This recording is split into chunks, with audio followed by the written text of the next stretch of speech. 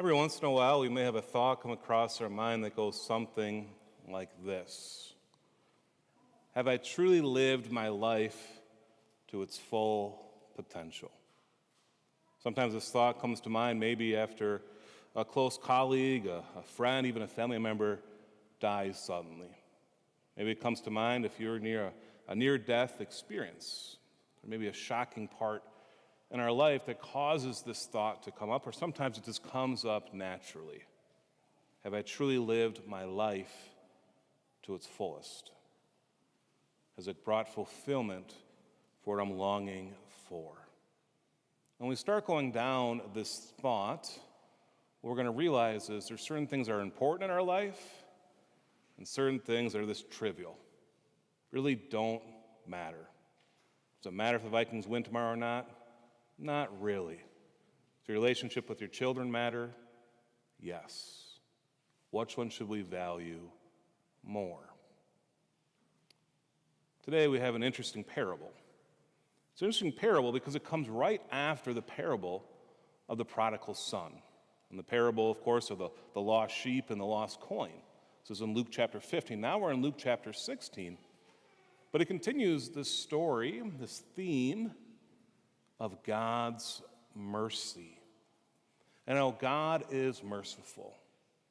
And so we're introduced in this parable with what? This rich man who has a steward who is doing what? Squandering his property. Now we could put this in context. Who is that rich person? That rich person is God.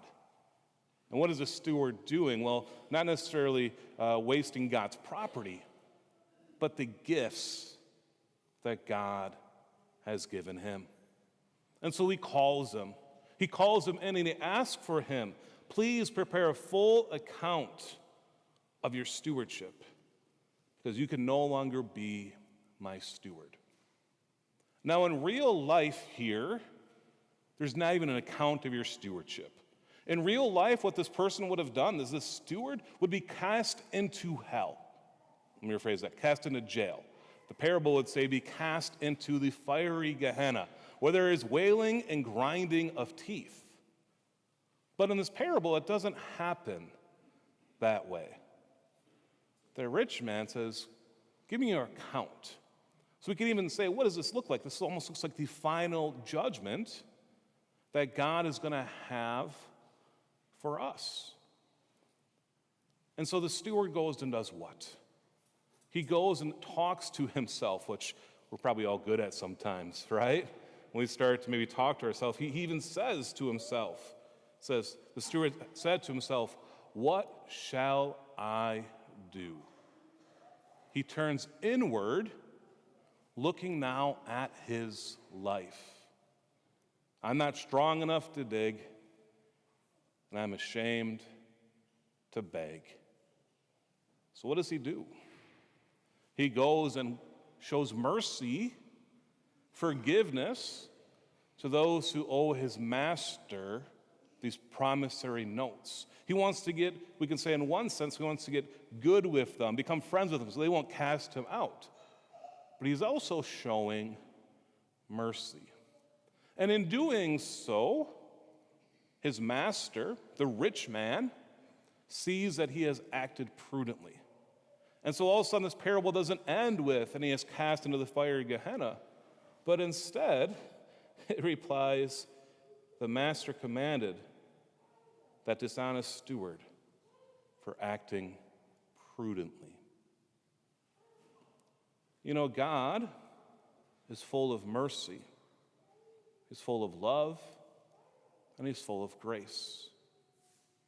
In this parable, he's the rich man, and we are his stewards. See, when Christ came down 2,000 years ago, it would have made sense for him to say, nope, you're all done. You've squandered everything I've given you. But what does he do?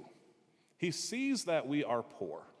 He sees that we have squandered, but he also sees that he has created us in his image and in his likeness. And so he says, I'm going to give you another chance. And not just 2,000 years ago, by the way. But he gives each and every one of us this another chance over and over and over again. He says, I'm going to give you this mercy. I'm going to give you this love. And we go back to that question. The question of, are we living our life to its fullest or not? And if the answer is no, what are we going to do to change it?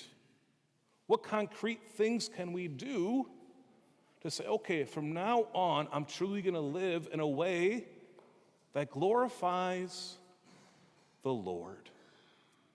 But in order for this to happen, we must be like this steward. We must turn inward. And in turning inward, we're going to see that's actually where God is. St. Augustine speaks this when he says in his book, Confessions, which you could just highlight the whole book for quotes, right? But he says this: "You were within me, but I was outside, and it was there that I searched for you." What are we searching for?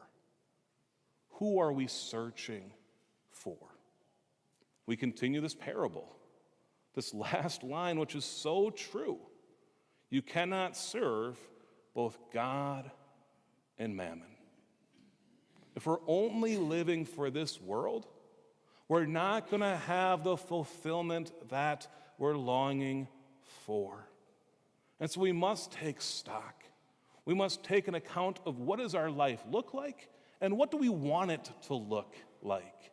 And then to know that God is there to help. And God's not going to look at you. And he's not going to say, I can't believe you wasted all that time. Instead, what is he going to say?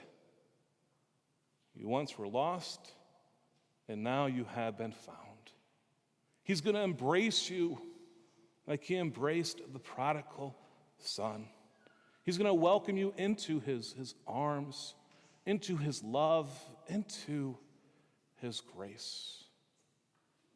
When we turn in and truly take an account of our life and ask that question, what master am I serving?